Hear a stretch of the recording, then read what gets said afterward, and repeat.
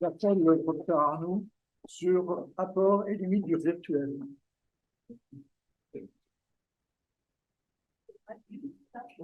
Je vous remercie. Donc, mesdames les académiciennes, messieurs les académiciens, bonjour. Je vous remercie de nous recevoir dans ce lieu d'exception. Donc, je me présente, Alain Mardemout, je suis un des chirurgiens de l'UWC à Paris. Je suis également membre de l'Institut de la Marne et actuellement, j'exerce à la clinique Bizet. Donc, je remercie également Christophe Matulin d'avoir organisé cette session et de m'avoir donné l'occasion de développer un sujet qui me tient à cœur, qui est celui de toutes les techniques de communication virtuelle, puisque, comme nous l'avons vu juste auparavant, au sein du groupe IRCAD-IWC, nous avons l'occasion depuis un certain temps de travailler avec des collègues à l'international et tous ces moyens de communication, ces webinars, nous permettent de resserrer des liens qui sont déjà très forts et de dynamiser notre projet éducationnel. Donc, je souhaiterais déjà introduire la notion d'OLGT, les Online Large Group Teaching. Il s'agit de toutes les méthodes d'enseignement et de partage des connaissances qui utilisent un environnement virtuel et qui inclut un nombre important de participants. Toutes ces méthodes sont populaires depuis leur avènement dans les années 2000 et, bien entendu, avec la pandémie de Covid-19, elles se sont démocratisées puisque nous avons dû faire face à un besoin urgent de remplacer toutes les méthodes traditionnelles d'enseignement. C'est ce que l'on appelle communément l'emergency remote teaching. Et après les différents confinements, nous avons dû faire face à une pression croissante de pérenniser toutes ces techniques de communication virtuelle avec une demande pressante de partager toutes ces connaissances en ligne, partout, pour tout le monde et à tout moment. Donc, nous distinguons les OLGT qui sont didactiques avec un flux d'informations dans un sens. C'est typiquement les cours magistraux. Il y a des OLGT qui sont plus interactifs avec un flux d'informations dans les deux sens entre les apprenants et les appreneurs. On peut par exemple utiliser certaines méthodes des systèmes de questions-réponses pendant ces événements en ligne. Et les OLGT les plus interactifs sont les OLGT qui sont socio-matériels, c'est-à-dire qu'il y a des interactions complexes entre les apprenants, les appreneurs et l'environnement. On peut, par exemple, utiliser certains systèmes de multimédia. On peut mettre en ligne, diffuser des sondages pendant ces sessions virtuelles. Et donc, c'est dans cette dynamique qu'au sein du groupe IRCAD-IWC, nous avons dû nous adapter et nous avons lancé plusieurs événements virtuels en ligne que je vais vous présenter. Nous avons par exemple le Seasonaries Forum, qui est un OLGT synchrone avec une diffusion en ligne, comme ce que nous faisons aujourd'hui, de conférences. Nous avons des OLGT qui sont asynchrones, qui sont des vidéos, des lectures qui sont préenregistrées. Et Lorenzo Mermini vous présentera tout à l'heure le Risk-Based Camp, par exemple. Et on peut également utiliser certaines applications, certains sites pour des discussions qui sont asynchrones et qui permettent des débats en ligne, à l'instar du New England Journal of Medicine, Interactive Medical Case. Et nous avons créé le World of Quiz Group, qui est un groupe WhatsApp que je vous présenterai plus tard. Et finalement, l'OLGT le plus interactif sont ces discussions en ligne avec des panélistes qui débattent, avec des débats qui sont retransmis en direct. Cela demande une modération qui est assez difficile, des fois, assez pointue, mais c'est très interactif, très dynamique et très intéressant. Et c'est le but par essence du symposium IWC que nous organisons tous les mois et du Seasonaries Forum dans sa nouvelle version. Donc, je commence par le Seasonaries Forum. Il a été lancé en 2019 par Christophe Matulin, qui a été visionnaire en la matière. C'est une session qui a lieu le deuxième jour du cours IRCAD-IWC à Strasbourg. Et cette session a la particularité d'être une session en ligne et à la fois en présentiel. Nous avons des lectures, des discussions de cas cliniques qui sont rediffusées au même moment dans le monde entier et ceci de manière tout à fait gratuite.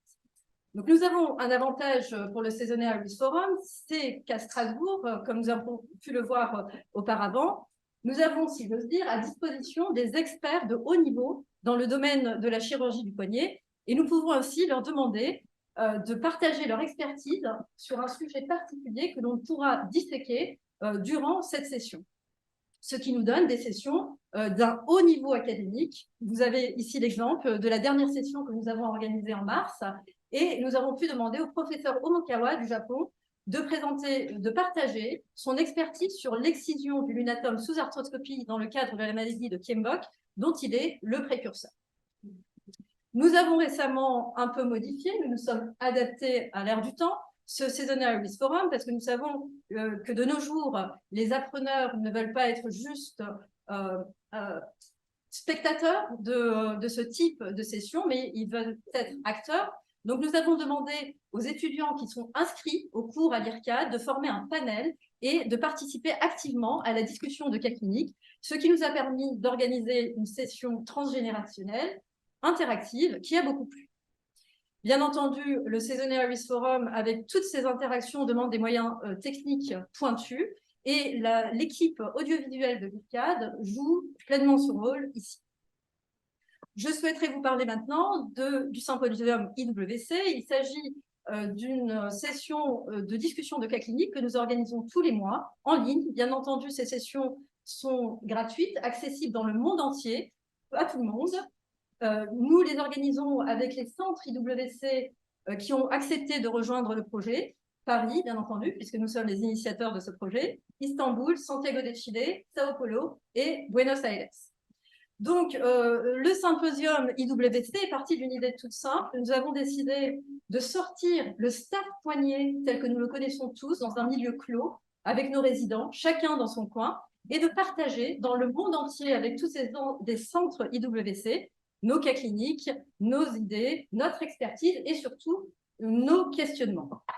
Donc, nous allons débuter avec cette simple réunion et à notre grand étonnement, le succès fut fulgurant après cette première session, puisque comme vous pouvez le voir ici, après cette première session, de nombreuses personnes se sont inscrites pour les sessions suivantes et de nombreux collègues chirurgiens ont demandé à rejoindre le panel afin de débattre des cas cliniques en direct.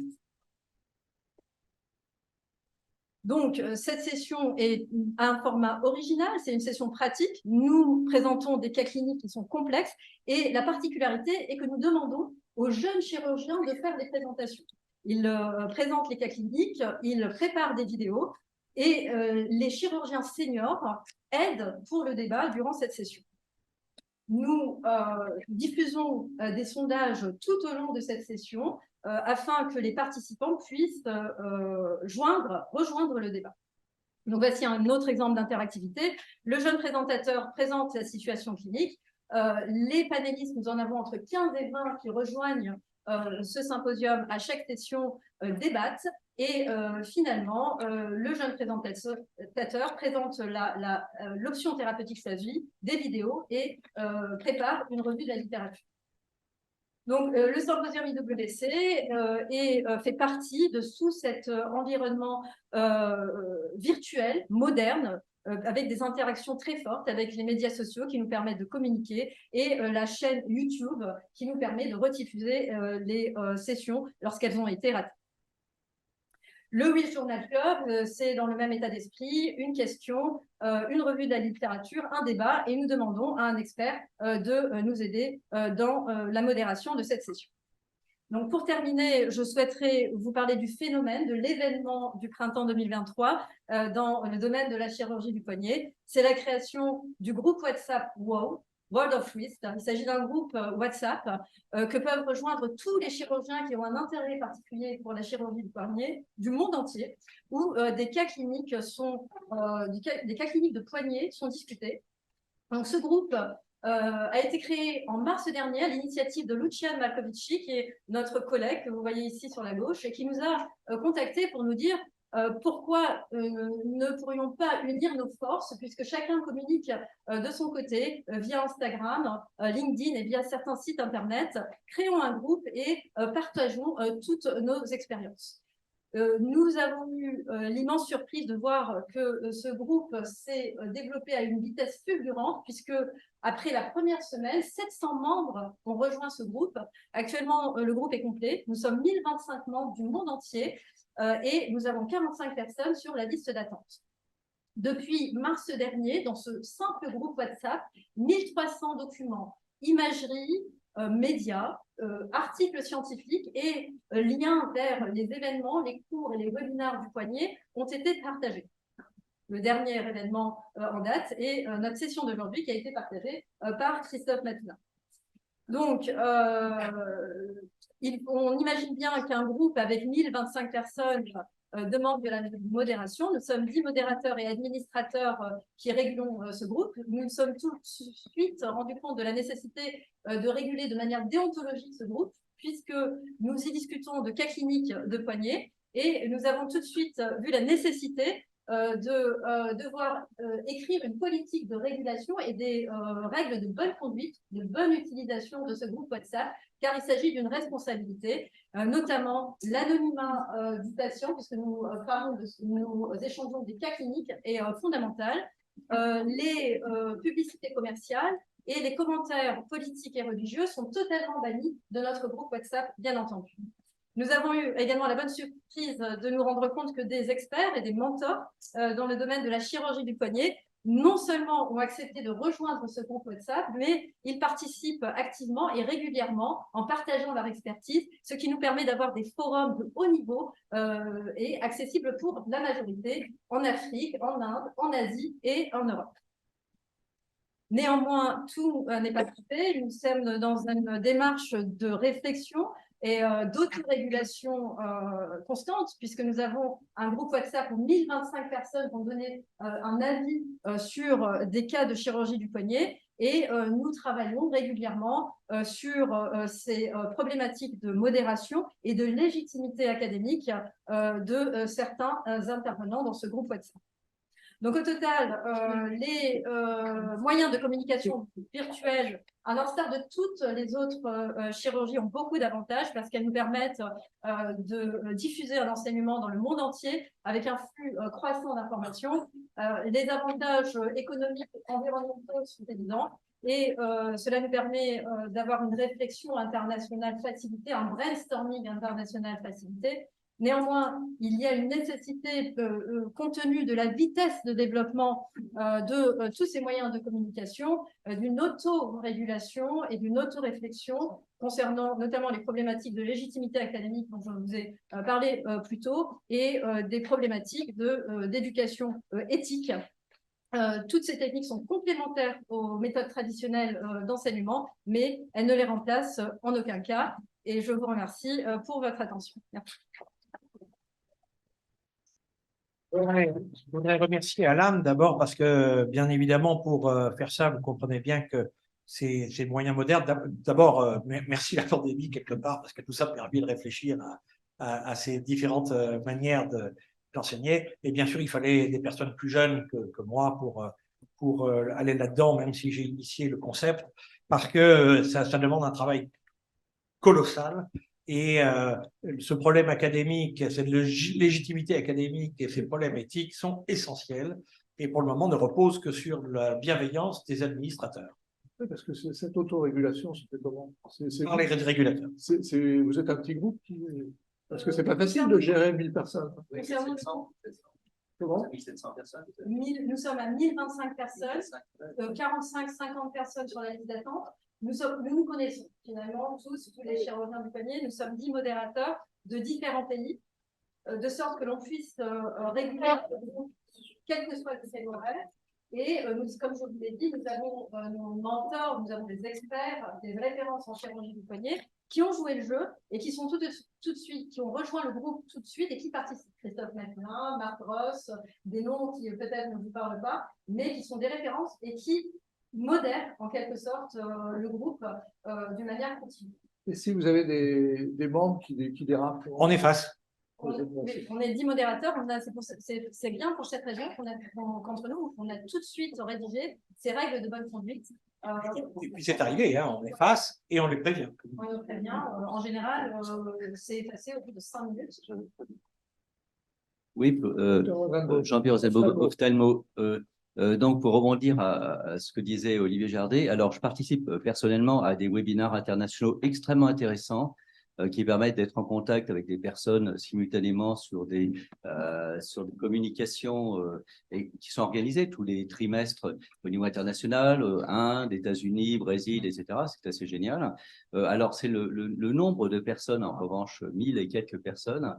Ça paraît assez difficile quand même à gérer une quantité aussi importante de personnes, ne serait-ce que pour maintenir l'enseignement, pour savoir qui participe, pour savoir qui va pouvoir présenter un cas. Et ça paraît très difficile. C'est la question, comment gérez-vous ce nombre de personnes? Les 1025, je vous remercie pour votre question, les 1025 personnes concernent le groupe WhatsApp. Il s'agit effectivement d'un groupe avec qui est asynchrone. Ce sont des discussions qui sont continues et comme nous venons de le dire, nous sommes plusieurs personnes qui modèrent, donc les modérateurs officiels, les référents du poignet qui donnent leur avis, qui régulent, qui donnent de la légitimité académique finalement à ce type aux discussions. Ça, c'est pour le groupe WhatsApp. Les webinars, notamment le symposium IWC que l'on organise tous les mois, regroupe en général 15 à 20 panélistes qui débattent en ligne et on a entre 50 et 80 personnes qui sont connectées. Donc là, on fait de la modération, on régule comme on régule une session habituelle, questions-réponses et des synthèses à la fin. Mais il faut dire que The World of Risk a été une grosse surprise. Et là, j'ai fait en avril et mai, j'ai fait, après l'ouverture de tous les pays, j'ai fait la tournée asiatique. J'ai passé 2 mois au Japon, à Shanghai, à Taïwan, à Hong Kong. Et j'étais extrêmement surpris parce que c'était des horaires où d'habitude je dors. Et je voyais ping, des cas cliniques qui continuent à arriver, qui continuent à arriver. En fait, permanence, il y a cette discussion, c'est absolument éblouissant. On a un avantage par rapport à vos spécialités. On est tout petit, on n'est pas très nombreux. Les chirurgiens du poignet, on est vraiment un tout petit groupe. Oui, on est beaucoup plus que 1000. 1000, c'est la limitation du WhatsApp groupe. Justement, on est beaucoup plus que 1000, mais on n'est pas très nombreux, en fait. On est un peu déçus là parce que nous sommes limités par le nombre de 1025 personnes. Nous avons contacté WhatsApp et il y aura peut-être une possibilité d'augmenter le nombre de personnes en créant des communautés de groupes. Pour le moment, nous sommes en train de travailler dessus. Et il est essentiel que nous participions, nous, seniors, parce que ça assure une forme de légitimité académique et dans les 1025 qui attendent, ils attendent aussi un peu notre avis. Et je dois reconnaître que c'est assez extraordinaire de faire passer des idées qu'on a parfois de la difficulté à faire passer dans un congrès ou dans une présentation, là, en toute liberté, avec un échange, des réponses de gens qui n'auraient pas pensé à nous poser la question. Et je dois dire que je suis assez sublimé. Ça, c'est pas mon idée, le World of Risk, mais je dois dire que je suis fier d'y participer. Merci. C'est une réflexion complètement transversale. C'est ça qui est constructif. Bravo. Merci à tous.